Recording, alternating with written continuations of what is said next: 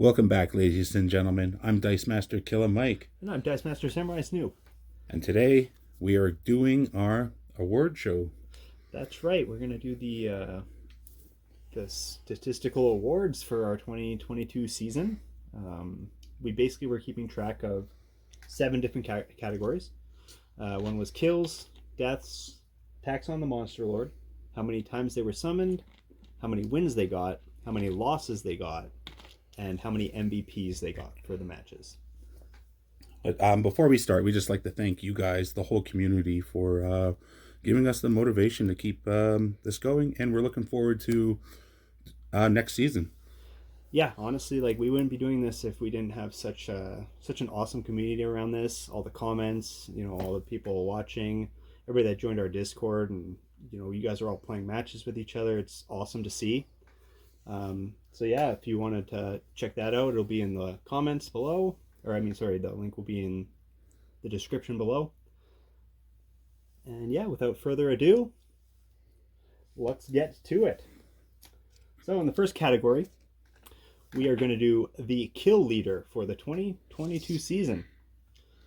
And I mean, it's none other than one of the most vicious attackers in the game, the Knight of Twin Swords. I don't think I'm surprised when I heard that he had the most kills. No, God, no. The amount of times you summon him to just be like, all right, go in there, murder as much as you can before you get taken out. And he delivers. That's his job. That is definitely his job. So, one of the most deadly monsters. Yeah. So it comes as no surprise that he's also tied for the leader of the most deaths with the Vorse Raider. Vorse Raider. As well. These guys like to get killed. They live to get killed. They live to get killed. They basically get summoned, go in, do as much damage as they possibly can, and then, you need to take care of them. Vorse Raider's great because not only does he give you a high-powered level 1 attacker, he gives you a spot on the field. Yeah, it's a quick summon way to link those dungeons together, and with that 20 attack power, if they have a lower level monster out, you're hitting it hard. Plus, he can attack without having actual attack crest, which is always a nice little bonus. Most deaths and most kills. Yeah. So the numbers for that, Knight of Twin Swords got 20 kills on our entire season. 20 kills. And 12 deaths. 12 deaths. And Vorse Raider also had 12 deaths. 12 deaths. So, our next stat is the monster with the most attacks on the Monster Lord. And it should come as no surprise that the most mobile monster is the one with the most attacks, the Strike Ninja. Strike Ninja. Look at him go. Yep. So Strike Ninja came in and he had 12 attacks on the Monster Lord on the season. Which is a great indicator that he's being summoned to do his job, which is rush down the open squares and get into where the Monster Lord is. Exactly. And yeah, he leads the stats in that. So mobility, there you have it. It is deadly. All right. And for the next stat, the most summons. And the monster with the most summons is also one of the monsters with the most deaths, the Vorse Raider. Vorse Raider. He was summoned in 19 of our games, 19 of our 30 games. He's such a no-brainer when you're selecting your team. Yeah. Level 1, 20 attack. Like I said earlier, gives you a spot to summon. Yeah, exactly. It's an easy way to link the dungeons. So, of course, he would be featured in a lot of the games, which is wonderful.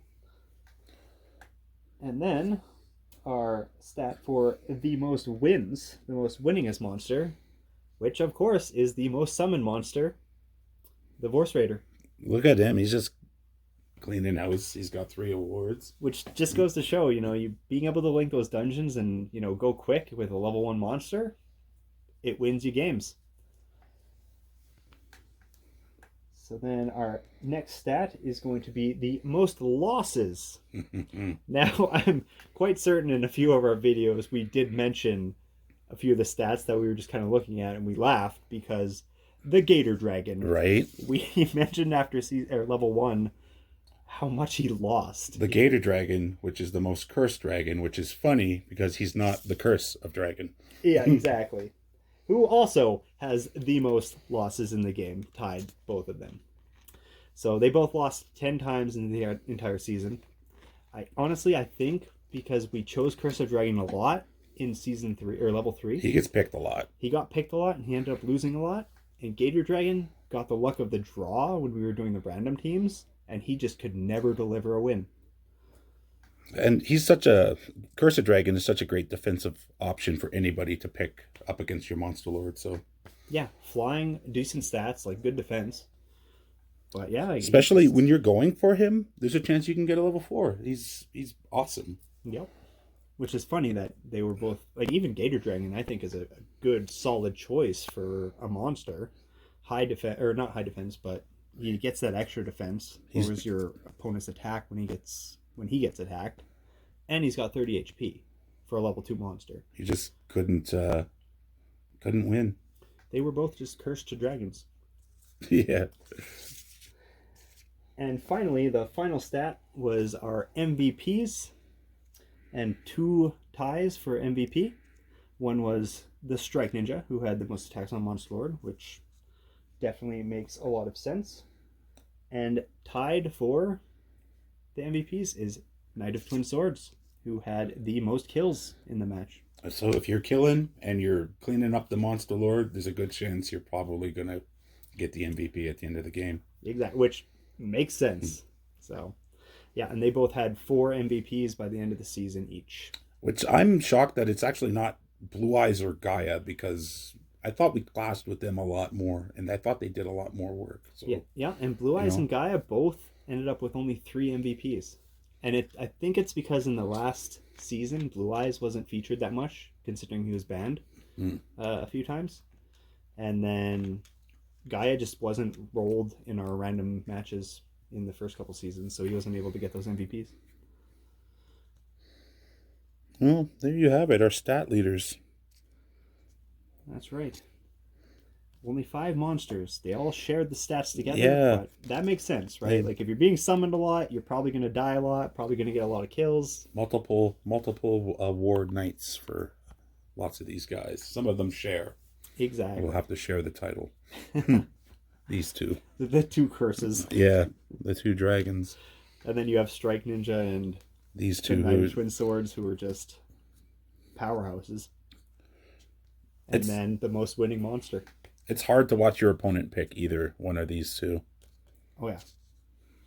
Yeah, it's definitely a dangerous thing, So. And it's funny because Vorse Raider, you never really, it's like, oh, that's a good pick. But you don't really think, like, oh, they're going to win the match now. No, these 2 definitely most valuable Dungeon Dice monsters. And the crazy thing is, they come in the starter set. They're actually some of the most cheapest monsters to get. Yep, definitely. If you're ever getting into Dungeon Dice, get that starter set. These are great monsters to have on your team. I think they're staples. I think they're... Very much so. Very much so.